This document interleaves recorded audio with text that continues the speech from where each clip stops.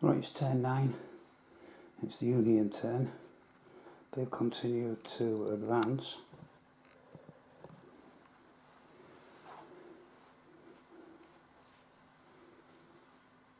Wilcox's brigade, minus this brigade here, behind this orange tree, who are now in retreat, who were reduced to 2, they're continuing forward. They've got now within musket range, as Porter's division, which are all still full strength.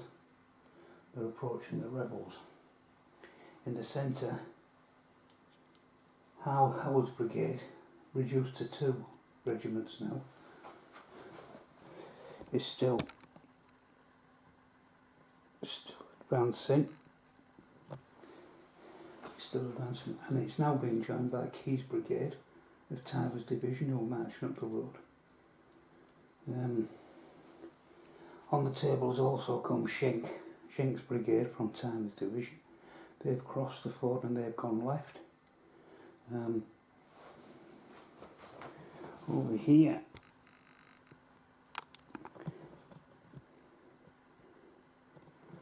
this Union cavalry regiment that's reduced to 1 has been sent back and he's making his way off the field.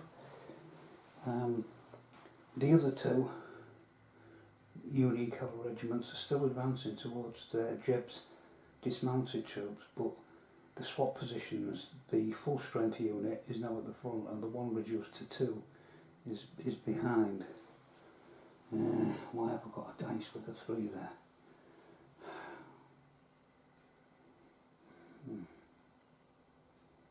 That's annoying. It's come from somewhere. Dear. That's the trouble when you haven't got dice pods like Curtis, and it keeps it all nice and neat. I've moved something that should have had a 3 on it.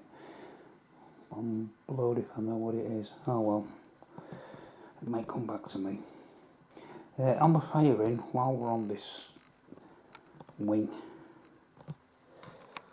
Oh, wait, I'll never get the hang of this. Franklin's infantry opened fire and scored another hit on the cavalry there. This unit of infantry also scored a hit on that unit of Confederate cavalry. This artillery battery opened fire but scored nothing against this dismounted cavalry of the Confederates. They fired close range but nothing. Back into the centre, if I can get there, so you can see. This artillery unit and this artillery unit now were clear out, both fired at the Confederate infantry unit which was in the town, and between them they destroyed it, so that's now been removed from the game. And I think that was where that 3 was from, because I put it down when I'd lifted it to move it. I think that's what that's from, because I've left a blue disc behind as well, so hopefully that's what that was. So that's been destroyed, and that was, I think, the result of the Union turn 9. So that's the how the table looks at the end of turn 9. There's still another full brigade to come on of Tyler's division, but things are looking a bit better now for the Union. They really are getting into line. They've got line after line there advancing in the centre and on the right. Left flank is starting to weaken with Jeb Stuart cavalry now starting to take hits. They're going to have to think about mounting up. But of course that will leave that wide open left flank there, which could be a problem. But we shall see what the Confederates do in turn 10.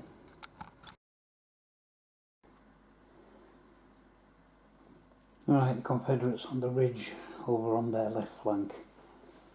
This unit and this artillery unit open fire on this infantry regiment, both scoring hits. Ypsilanti is down to 2. This infantry regiment on the ridge fired and scored 1 hit on this Union infantry regiment, reducing its elan to 5.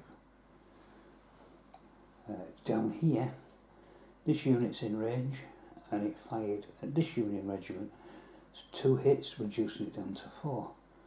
So the Union are taking some casualties there, but they're still looking pretty strong. And of course they've got another couple of lines coming up. In the centre of the table, up across a bit, in the centre of the table, this battery and this infantry regiment combined and have reduced this Union infantry regiment down to elan 1. So Howard's brigade is virtually now down to 1 regiment. They're going to have to pull back because they're now, with the 1 there, next to useless. And finally for the firing, no, it's not finally for the firing, but this cannon opened fire, and pretty good crew this. Once again, can you see this? You can. Now you can. This Confederate artillery battery fired again, this time on the leading unit, scored another hit, using its elan to 3. Now what I haven't done is what I can show you here on the left flank is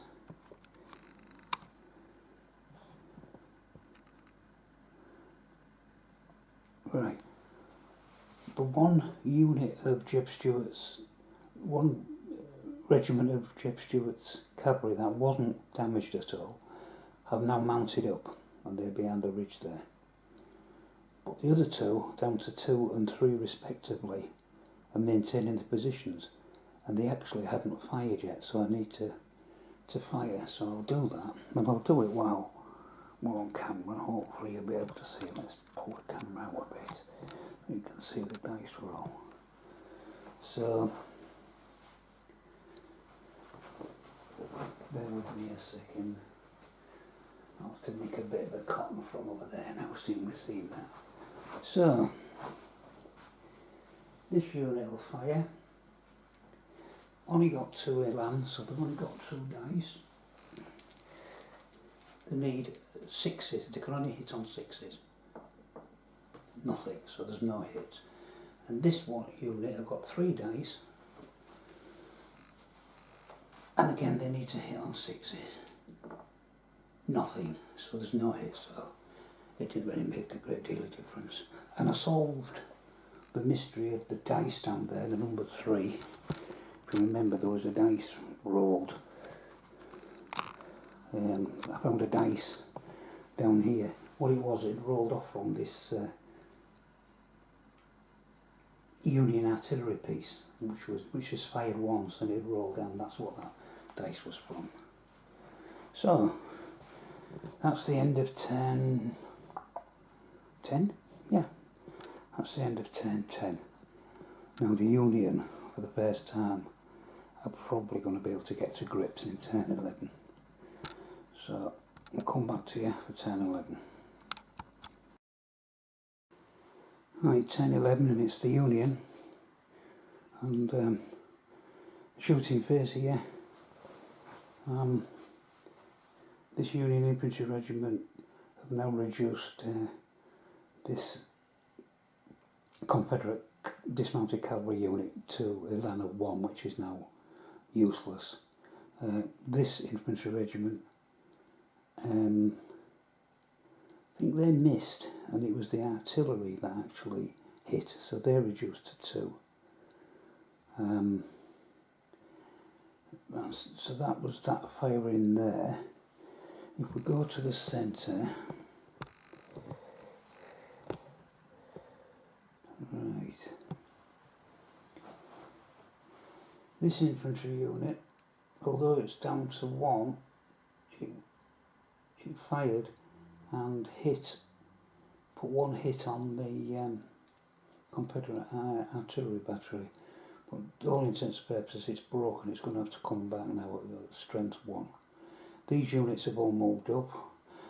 The last of Tyler's division, which is Richardson's brigade, have now entered the table, and they seem to be heading for this crop field. Other shooting on the right flank.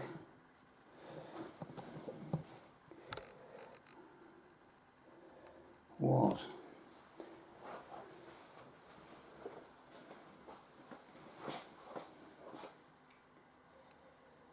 this unit fired and this unit fired and both missed, would you believe? However, this unit scored a hit on this Confederate infantry regiment, and that unit scored a hit on this Confederate infantry unit. So the Confederates are now started to take losses, but 2 regiments fired on 1 here and not 1 here. So, and that was the result of the firing. Things are starting to look a bit grim now, I think, for the Confederates. So, so what was that? 9, 10. Yeah, that was 10. Do you know how I was in track of my turns? I think that was 11 I've just done, so it must be 12 next, and that's the Confederates, so we'll see what they're doing. Right, turn 12 and the Confederates.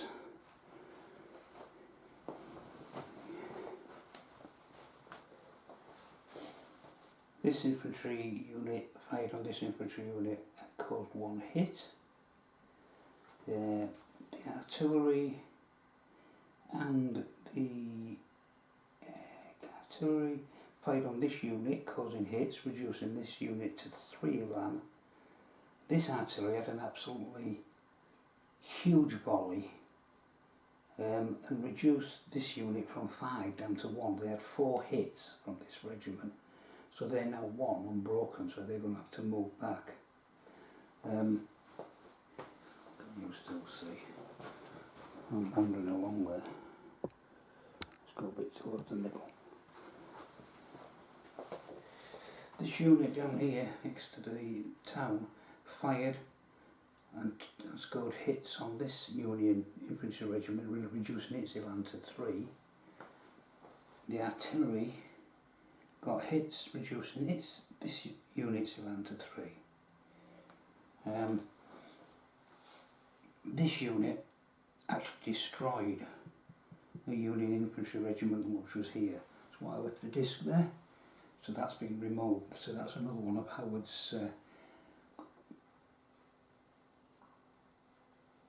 Howard's brigade that's been destroyed.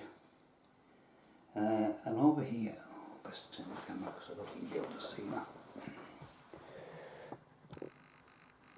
Let's go over here. Over here, this crack unit on the hill, this crack artillery battery with its 5th shot, once again fired at the leading Union cavalry. It scored 2 hits, so it's reduced it to 1, broken it. So that whole cavalry unit has actually been reduced by that battery. All 3 regiments, full brigade of cavalry, reduced to nothing by that battery over the course of the battle so far. And over here, Jeb's realised he's done his job. There's not a lot more he can do. The one what was mounted up before, they're over there and legging it back to the lines, but these boys have now mounted up. This one's broken anyway, it's down to 1. This one's only on 2, but the Cam and Jebs are down here with them. They've done their job. They kept this Union, all these Union troops tied up, protecting this open flank, but there's not much more he can do now, so he's pulling his men back, what's left of them. So that is about it for the end of 10-12. So in the Union's next move 10:13, we'll see what happens.